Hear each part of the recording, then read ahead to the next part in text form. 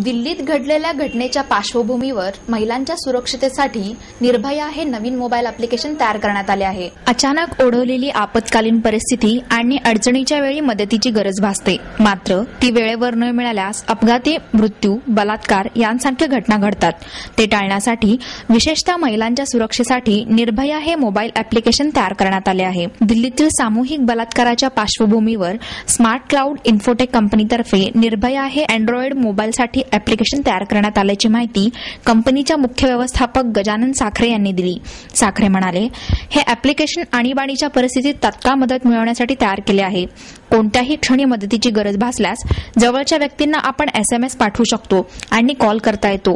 त्यामुळे आपले नाव आणि ठिकाण संबंधितांसह पोलिसांना मिळाल्यावर मदत मिळणे सहज शक्य होईल। अडचणीच्या वेळी फेसबुकच्या वॉलवरही संदेश पाठवण्याची व्यवस्था यात आहे। अपघाताप्रसंगी याचा उपयोग होऊ शकतो।